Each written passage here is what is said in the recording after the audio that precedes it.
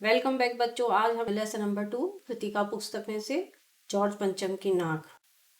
इस कहानी में उस समय के भारतीय सरकार की मानसिकता के बारे में बताया गया है। वर्षों से हम जिन अंग्रेजों के गुलाम रहे हैं, उन्हीं अंग्रेजों के भारत से चले जाने पर हमारी जो परतंत्रता की मानसिकता बनी हुई थी, और उसी के बारे में इस लेसन में हमें चर्चा देखने को मिलती है। ब्रिटेन की ठसक इतनी है कि वहां की रानी एलिजाबेथ के भारत आने पर हम अपनी सभी प्रक्रियाओं को छोड़कर उनके आगमन की तैयारी और स्वागत में संपूर्ण सरकारी तंत्र लग जाते हैं। ब्रिटेन का इतना रुतबा है कि वहां की रानी एलिजाबेथ द्वितीय भारत आ रही है। यह सब खबर सुनकर जो सभी सरकारी ऑफिसर थे, वो अपने अपनी प्रक्रियाओं को, अपने अपने काम को छोड़कर किसकी तैयारी में लग गए? रानी के स्वागत की तैयारियों में लग गए। और जॉर्ज पंचम की टूटी नाक को लगाने के लिए यहाँ तक कि अपनी नाक काटने को भी तत्पर दिखाई देते हैं। तो इस प्रकार ये बच्चों एक व्यंग प्रधान कहानी है। इंग्लैंड की रानी एलिजाबेथ द्वितीय अपने पति के साथ भारत पधारने वाली थी। उनके आगमन की चर्चा रोज लंदन के अखबारों में हो रही थी। तैयारियां चल रही थी। रानी हिंदुस्तान, पाकिस्तान और नेपाल के दौरे पर कौन कौन सा सूट पहनेगी, इसको लेकर वहां के दर्जी काफी परेशान थे। अर्थात इंग्लैंड की रानी एलिजाबेथ द्वितीय भारत आ रही हैं, वो भारत के दौरे पर आ रही हैं, पाकिस्तान नेपाल के दौरे पर भी जाएंगी। तो वो वहाँ कौन कौन से कपड़े पहनेंगी, कौन सा सूट पहनेंगी, इसको लेकर वहाँ के दर्जी काफी परेशान थे कि रानी कौन सा कपड़ा इस्तेमाल करेगी, उनको कौन सा कपड़ा सूट करेगा, वो कपड़ा हमारे भारत में मिलेगा या नहीं मिलेगा, इसको लेकर दर्जी काफी परेशान थे। और रानी के आने से पहले रानी के सेक्रेटरी थे, वो वहां की सुरक्षा की दृष्टि से एक दौरा भारत का कर लेना चाहते थे। फोटोग्राफरों की फौज भी तैयार हो रही थी। इंग्लैंड के अखबारों में जो भी खबरें छपती थी, वो सब की सारी खबरें दूसरे दिन हमारे हिंदुस्तान के अखबारों में भी चिपकी हुई नजर आती थी। अर्थात जो खबरें इंग्लैंड में छपती थी, वो ही सेम खबरें दूसरे दिन हमारे भारत के अखबारों में भी हमें देखने को मिलती थी। रानी ने एक ऐसा हल्के रंग का सूट बनवाया है जिसका रेशमी कपड़ा हिंदुस्तान से मंगाया है, और जिसका खर्च कितना है? 400 पौंड। रानी ने एक हल्के रंग का सूट बनवाया है और जिसका कपड़ा कैसा है? रेशमी कपड़ा, और उसका खर्चा लगभग कितना है? 400 पौंड। तो फिर क्या था? फिर तो रानी के नौकरों, बावर्चियों, खानसमों, अंगरक्षकों, इन सब की पूरी जीवनी भी, वो भी हमें हमारे भारत के अखबारों में देखने को मिलती है। कहने का मतलब बच्चों ये है कि एक छोटी से छोटी चीज भी, रानी कौन से कपड़े पहनेगी, उसका कपड़े का मटेरियल क्या है, रानी के बावर्ची, रानी के नौकर, रानी के खानसामे, अंगरक्षक, सब के बारे में छोटी छोटी खबरें भी जो है अखबार में हमारे छपने लगी। यहाँ तक कि शाही महल के कुत्तों की भी तस्वीरें अखबार में छप गई। तो इस तरह शंख इंग्लैंड में बज रहा था और उसकी गूंज कहाँ सुनाई दे रही थी? हमारे हिंदुस्तान में। रानी की चर्चाएं जो इंग्लैंड में जोर शोर से चलती थी, उन चर्चाओं की जो गूंज है, वो हमारे हिंदुस्तान पर भी उसका काफी असर दिखाई दे रहा था। हिंदुस्तान के अखबारों में भी वो खबरें छप रही थी। राजधानी में बड़ा शोर मचा हुआ था। देखते ही देखते पूरी दिल्ली की काया ही पलट गई। दिल्ली की सड़कें साफ सुथरी की जाने लगी, जगह जगह सजावट होने लगी, और इंडिया गेट के सामने स्थित जॉर्ज पंचम की मूर्ति की नाक जो थी, वो अचानक गायब हो गई। हथियारबंद पहरेदार पहरेदारी ही करते रहे और मूर्ति से नाक चोरी हो गई, किसी को पता ही नहीं चला। अचानक सरकारी लोगों को ये पता चला कि इंडिया गेट के पास में जो सरकारी विदेशी शासक थे, जो जॉर्ज पंचम थे, उनकी मूर्ति थी, उसकी नाक गायब हो गई। पहरेदार वहां पहरेदारी करते रहे, लेकिन उन्हें पता ही नहीं चला कि वो नाक कब चोरी हो गई। और हिंदुस्तान के जिन लोगों की नाक मूर्तियों से गायब हो गई थी, वे तो अजायब घरों में पहुंचा दी गई थी, किंतु रानी आए और जॉर्ज पंचम की नाक ना हो, ये कैसे हो सकता है?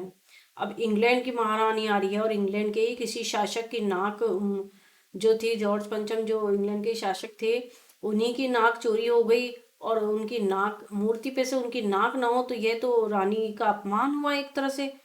तो भारत के सरकारी ऑफिसर को ये लगा कि ये कैसे हो सकता है, ये तो हमारी नाक कट जाएगी अगर जॉर्ज पंचम की नाक नहीं लगी तो। इस कारण सरकारी ऑफिसरों की चिंता बढ़ गई, और इस चिंता को मिटाने के लिए उन सब ने एक मीटिंग बुलाई गई। सभी काफी चिंतित थे कि यदि ये नाक नहीं है तो हमारी नाक नहीं रह जाएगी। फिर क्या हुआ? फिर मीटिंग में हुई निर्णय के अनुसार एक मूर्तिकार को दिल्ली में बुलाया गया और उसे हुक्म दिया गया कि मूर्तिकार उपस्थित हुआ। उसने सभी उतरे हुए चेहरे देखे। मूर्तिकार ने क्या देखा मीटिंग में आकर कि सभी सरकारी ऑफिसर के चेहरे उतरे हुए हैं। उनकी बुरी हालत को देखकर मूर्तिकार की आंखों में आंसू आ गए। तभी मूर्तिकार को एक आवाज सुनाई देती है कि मूर्तिकार, जॉर्ज पंचम की नाक लगानी है। मूर्तिकार सभी सरकारी ऑफिसर को देख रहा था कि सभी के चेहरे उदास है। इतने में मूर्तिकार के कान में एक आवाज आई बहुत ही रौब से, मूर्तिकार, आपको जॉर्ज पंचम की नाक लगानी है। मूर्तिकार ने हाँ करते हुए कहा कि नाक तो लग जाएगी, पर मुझे बताना होगा कि इस लाट का पत्थर कहाँ से लाया गया था, कि इस मूर्ति का पत्थर कहाँ से लाया गया था। यह सुन सब इन हुक्कामों ने एक दूसरे की ओर देखा और क्लर्क को बुलाकर उसे काम सौंपा गया कि पुरातत्व की फाइलें देकर पता लगाओ कि यह लाट कब कहाँ बनी और पत्थर कहाँ से लाया गया। जब मूर्तिकार को यह बताया गया कि ये तुझे जॉर्ज पंचम की नाक लगानी है, तो मूर्तिकार ने हाँ तो भर दी कि नाक तो लग जाएगी, लेकिन मुझे यह तो बताओ कि इस मूर्ति की जो बनाने के लिए पत्थर का यूज हुआ, वो पत्थर लाया कहाँ से गए। जब मूर्तिकार ने यह सवाल पूछा तो यह सवाल सुनकर जो सभी सरकारी अधिकारी थे वो सब एक दूसरे की ओर देखने लग गए और क्लर्क को बुलाकर उन्होंने कहा कि जितनी भी प्राचीन फाइलें हैं उनको खोजो, फाइलों के पन्नों को पलटो और ये पता करो कि आखिर इस मूर्ति को बनाने के लिए कौन से पत्थर का इस्तेमाल हुआ है और ये पत्थर कहाँ से लाया गया है। क्लर्क ने सभी फाइलें छान मारी पर कहीं किसी को कुछ पता नहीं चला। हुक्कामों की फिर सभा हुई, फिर सभी सरकारी अधिकारियों की बैठक हुई और सबके चेहरे पर फिर से वही उदासी छा गई। फिर एक कमेटी बनाकर उस नाक की जिम्मेदारी उस कमेटी पर डाल दी गई। फिर से मूर्तिकार को बुलाया गया। मूर्तिकार ने सभी को आश्वासन दिया कि आप लोग परेशान मत होइए, मैं हिंदुस्तान के सभी पहाड़ पर जाकर मैं ये पत्थर खोज कर लाऊंगा जिससे ये मूर्ति बनी है। और मूर्तिकार की यह बात सुनकर सभी कमेटी के लोगों की जान में जान आ गई। वहां पर जितने भी लोग उपस्थित थे, सभापति ने बड़े गर्व से कहा कि ऐसी क्या चीज है जो हमारे हिंदुस्तान में नहीं मिलती, कि ऐसी कौन सी चीज है जो हमारे भारत देश में नहीं मिलती है। हर चीज हमारे देश के गर्भ में छिपी हुई है। हर चीज का पता हमारे देश के कोने कोने में है। हर चीज हमारे देश के गर्भ में छिपी हुई है। जरूरत सिर्फ उसे खोजने की है। ऐसी कोई चीज नहीं है जो हमारे भारत देश में ना मिले, और बस उसको खोजने के लिए हमें थोड़ी मेहनत करनी होगी और इस मेहनत का फल हमें मिलेगा और आने वाले जमाना जो है बहुत ही खुशहाल दिखाई देगा। सभापति का यह अट्रैक्टिव भाषण तो दूसरे दिन अखबारों में छप गया। मूर्तिकार पत्थर की खोज में निकल गया। मूर्तिकार कुछ दिन बाद निराश वापस लौटा। उसे वैसा पत्थर नहीं मिला। उसने सिर झुकाकर खबर दी कि मैंने हिंदुस्तान का कोना कोना छान डाला, परंतु इस तरह के किस्म का पत्थर मुझे कहीं भी नहीं मिला।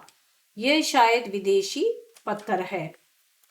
यह सब सुनकर सभापति जो थे वो तैश में आ गए। तैश में आ गए मतलब थोड़े से गुस्से में आ गए और बोले, लानत है तुम पर, धिक्कार है तुम पर, आपकी अकल पर। विदेशों की लगभग सभी चीजों को तो हम अपना चुके हैं, जैसे वहाँ के लोगों का दिल दिमाग, वहाँ के तौर तरीके, वहाँ का रहन सहन। कहने का मतलब कि वहाँ के वेस्टर्न कल्चर को हम, वहाँ का बोलना चालना, वहाँ के रहन सहन, वहाँ के तौर तरीके, वहाँ के कपड़े कैसे पहनते हैं, बाल कैसे रखते हैं, वहाँ के बाल डांस, ये सब तो हमने सीख लिया। और बस ये हमें यही नहीं पता कि ये मूर्ति का पत्थर कहाँ कैसा बना है, इस मूर्ति को कौन से पत्थर से मिला, हम इसी का पता नहीं लगा सके तो धिक्कार है हम पर। हम वेस्टर्न कल्चर को अपना चुके हैं लेकिन हमको इस मूर्ति के पत्थर का हम पता नहीं लगा पाए, तो ये हमारे लिए बहुत ही शर्म की बात है। और सभापति ने जब मूर्तिकार को फटकार लगाई तब मूर्तिकार ने एक और सलाह देने के लिए इस शर्त पर कहा कि यह बात अखबार वालों तक न पहुंचनी चाहिए। अब सभापति ने जब मूर्तिकार को डांट लगाई तो मूर्तिकार ने फिर से एक और एडवाइस देने के लिए एक शर्त रखी। और शर्त क्या रखी उसने कि अब जो मैं आपको बता रहा हूँ, जो सलाह देना चाहता हूँ, वो आप अखबार में नहीं छपवाएं। यह सुनकर सभापति की आंखों में फिर से कुछ चमक आई और चपरासी ने सभी दरवाजे बंद कर दिए। मूर्तिकार ने सलाह दी कि देश में अपने नेताओं की जो जितनी भी मूर्तियां हैं उन सब की मूर्त हो सकता है उनमें से किसी नेताओं की नाक इस मूर्ति पर ठीक बैठे, तो उससे वहां से उतार लाया जाए। यह सुनकर सभापति की खुशी लौटने लगे और उन्होंने धीरे से मूर्तिकार से कहा, लेकिन बहुत ही होशियारी से।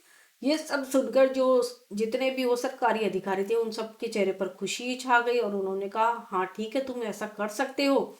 हमारे सरकारी नेताओं में से जिसकी भी नाक जॉर्ज पंचम की नाक पर ठीक बैठे, वो नाक उतार कर आप इनके लगा दो, लेकिन ये काम आपको बहुत ही होशियारी से करना है। अब मूर्तिकार क्या था, निकल पड़ा देश दौरे पर। एक के बाद एक दूसरे प्रदेश, एक मूर्ति के बाद दूसरी मूर्ति, तीसरी मूर्ति, चौथी मूर्ति, सब मूर्तियों की उसने नाक टटोली और सभी मूर्तियों के नाक तो जो जॉर्ज पंचम की मूर्ति की नाक से वो नापने लगा। दिल्ली से बम्बई पहुंचा, दादा भाई नौरोजी, गोखले, तिलक, शिवाजी, जहांगीर, सबकी नाकें उसने टटोली। फिर गुजरात की ओर भागा, गांधी जी, पटेल, महादेव देसाई की मूर्तियों को परखा और फिर बंगाल की ओर चला। वहां गुरुदेव रविन्द्रनाथ टैगोर, सुभाष चंद्र बोस, राजा राम मोहन राय, सबकी नाकों की उन्होंने नाप ली। फिर बिहार होता हुआ उत्तर प्रदेश आया, आजाद, बिस्मिल, नेहरू, मालवीय की मूर्तियों के पास गया। घबराहट में मद्रास पहुंचा, जहां तहां मैसूर, केरल का दौरा करता हुआ पंजाब पहुंचा और लाला लाजपत राय और भगत सिंह की लाटों का सामना किया और अंत में दिल्ली पहुंचकर अपनी मुश्किल को बताया कि मैंने पूरे हिंदुस्तान की परिक्रमा करके आ गया हूँ, सभी मूर्तियों को भी देख आया और सबकी नाकों को भी मैंने नाप लिया, पर जॉर्ज पंचम की नाक इन सभी की नाक से छोटी निकली। मूर्तिकार ने बताया कि मैंने सारी मूर्तियों की नाकें नाप ली, लेकिन सभी मूर्तियों की नाक बड़ी थी। जॉर्ज पंचम की मूर्ति की नाक की साइज छोटी है, तो वो नाक इस साइज पर ठीक नहीं बैठी। अब मूर्तिकार ने जब यह बयान सुनकर बताया, तो मूर्तिकार से यह बयान सुनकर सारे हुक्काम, जितने भी शासकीय सरकारी अधिकारी थे, वो सब क्या हो गए, उदास हो गए और उन्हें इरिटेशन होने लगा, वो सब झुंझला गए। मूर्तिकार ने आगे बताया कि मैंने सुना है कि बिहार सेक्रेटेरिएट के सामने सन 42 में शहीद हुए बच्चों की मूर्तियां स्थापित है, शायद बच्चों की नाक फिट बैठ जाए। यह सोचकर मैं वहां पहुंच गया, पर उन बच्चों की नाक भी इससे कहीं बड़ी बैठती है। बताइए तो अब मैं क्या करूं। मूर्तिकार ने बताया, भाई मैंने सोचा बड़े बड़े नेताओं की नाक जॉर्ज पंचम की नाक पे फिट नहीं बैठी, तो मैंने सोचा बच्चों की मूर्तियों की नाक फिट बैठ जाए, पर वह भी उस नाक से बड़ी है, वो भी उनके नहीं आई, तो अब मैं क्या करूं। अब मूर्तिकार हार मानने वाला तो नहीं था। राजधानी में अन्य सभी तैयारियां चल रही थी, सब तरफ रानी के आने की जोर शोर से तैयारियां चल रही थी, साफ सफाई हो रही थी, दिल्ली की सड़कों पर जगह जगह सजावट हो रही थी और जॉर्ज पंचम की मूर्ति को अच्छे से मल मल कर नहलाया गया, उसको रंग रोगन करके अच्छे से तैयार किया गया, डेकोरेट किया गया। सिर्फ नाक नहीं होने के कारण बड़े बड़े हुक्कामों में, बड़े बड़े सरकारी ऑफिसरों में खलबली मच गई और इधर मूर्तिकार ने फिर से एक शर्त दोहराई कि कमरे के दरवाजे बंद कर दिए गए, जिससे कमेटी बैठी हुई थी। मूर्तिकार ने फिर से एक नई योजना बनाई और सभी के सामने पेश की कि नाक लगाना यदि बहुत ही जरूरी है, तो मेरी राय यह है कि 40 करोड़ जनता में से कोई एक जिंदा नाक लगाई जाए। मूर्तिकार की इस योजना को सुनकर चारों तरफ सन्नाटा छा गया। सबको परेशान देखकर मूर्तिकार ने कहा, आप लोग घबराते क्यों हैं, ये काम आप सब मेरे ऊपर छोड़ दीजिए। नाक को लोगों से चुनकर लेकर आना तो मेरा काम है, मुझे तो आपकी सिर्फ इजाजत चाहिए। सभी लोग एक दूसरे से धीरे धीरे बात करके मूर्तिकार को अनुमति दे दिए। आखिर में लोगों ने खाना पूसी करके, घुसुर घुसुर करके अंत में मूर्तिकार को उन्होंने अपनी अनुमति दे दी। अखबार में सिर्फ इतना छपाया गया कि नाक की समस्या का हल हो गया है और राजपथ पर स्थित इंडिया गेट के पास वाली जॉर्ज पंचम की मूर्ति की नाक लग रही है। अब मूर्ति के आसपास का तालाब सुखाकर और साफ कर ताजा पानी वहां पर डाला गया। जिस जगह जॉर्ज पंचम की मूर्ति थी, वहां का आसपास का एरिया, आसपास का तालाब सुखाकर वहां की सफाई की गई, वहां ताजा पानी डाला गया और जिससे जिंदा नाक लगाई जाने वाली नाक थी वो सूख न जाए, इसलिए वहां पर ताजा पानी डाला गया, जिससे कि जो फ्रेश नाक जो वहां लगाई वो सूख न जाए। और रानी के आने का दिन नजदीक आता जा रहा था। मूर्तिकार खुद अपने बताए हुए हल से परेशान था। उसने फिर जिंदा नाक लाने के लिए कमेटी से कुछ और मदद मांगी। उसने कहा कि आपने मुझे ऑर्डर तो दे दिया, पर मेरी कुछ हेल्प तो करो, इस नाक को लगाने में आप मेरे को मदद करो। वह उसे मदद यह कहते हुए दे दी गई कि उसे उस दिन हर हालत में नाक लगा ही देनी है जिस दिन रानी भारत दौरे पर आएगी। सभी सरकारी ऑफिसर ने कहा कि हम तुम्हें इतनी ही मदद कर सकते हैं कि हम तुम्हें यही आदेश दे सकते हैं कि जिस दिन रानी भारत के दौरे पर आए तब तक इस मूर्ति पर नाक लग जानी चाहिए। वह दिन आ गया आखिर में और जॉर्ज पंचम के नाक लग गई। सभी अखबारों में खबर छपी कि जॉर्ज पंचम को जिंदा नाक लगाई गई है, यानी ऐसी नाक जो कतई पत्थर की नहीं लगती। अखबारों में ये खबर छप गई साहब कि जॉर्ज पंचम की नाक लग गई है। और नाक कैसी थी? जो बिल्कुल भी पत्थर की नाक प्रतीत नहीं हो रही थी, वो बिल्कुल रियल लग रही थी, असली की नाक लग रही थी। जिस दिन जॉर्ज पंचम के बुत पर जिंदा नाक लगाई गई उस दिन देश में किसी उद्घाटन की खबर नहीं थी। क्यों नहीं थी? किसी ने कोई फीता नहीं काटा, कोई सार्वजनिक सभा नहीं हुई, कहीं किसी का अभिनंदन नहीं हुआ, कोई मानपत्र भेंट करने की नौबत नहीं आई, किसी हवाई अड्डे या स्टेशन पर स्वागत समारोह नहीं हुआ, अखबार में किसी का चित्र नहीं छपा, सब अखबार खाली थे। पता नहीं ऐसा क्यों हुआ? क्योंकि हमारे शासकीय अधिकारियों ने एक विदेशी शासक के बुत पर नाक लगाने की बात को इतनी इम्पोर्टेंस दी कि उस नाक को लगाने के लिए वो एक जिंदा आदमी की नाक काटने को भी तैयार हो गए। तो यह हमारे लिए एक बहुत ही शर्म की बात थी। इसलिए इस चीज उस समय कहीं भी किसी का अभिनंदन नहीं हुआ, कोई मान पत्र भेंट करने की नौबत नहीं आई, किसी हवाई अड्डे पर स्टेशन पर कोई स्वागत समारोह नहीं हुआ। उन लोगों ने हमारे भारत में आज भी विदेशी उसको विदेशी कल्चर को इतना महत्व दिया जाता है। तो ये हमारे लिए एक बहुत ही शर्म वाली बात है कि उस इम्पोर्टेंस को देने के लिए, उस मूर्ति की नाक को लगाने के लिए जो सरकारी अधिकारी थे उन्होंने एक जिंदा आदमी की नाक काटने को लिए भी वो तैयार हो गए। तो ये अपने आप में ही एक बहुत ही अफसोसजनक बात थी। इसलिए अखबार में किसी का भी उस दिन कोई चित्र नहीं छपा, सभी अखबार खाली थे। ये था। इस प्रकार यह कहानी हमारे भारत के जो परतंत्रता की मानसिकता है उसको दर्शाते हुए एक प्रकार की व्यंग प्रधान कहानी है। इस पे यही बताया गया है कि जो हमारे नेताजी थे जिन्होंने हमारे देश की कुर्बानी के लिए अपने प्राण न्यौछावर कर दिए, बड़े बड़े जो नेता थे, लाला लाजपत राय, सुभाष चंद्र बोस, रविन्द्रनाथ टैगोर, जितने भी हमारे देश के महापुरुष थे, उनमें से किसी की भी नाक नहीं जॉर्ज पंचम की नाक के फिट हुई।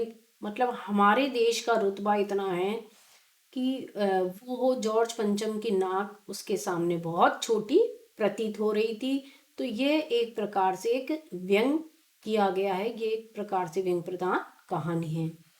अच्छा बच्चों, हम नेक्स्ट वीडियो में इसके क्वेश्चन आंसर करेंगे।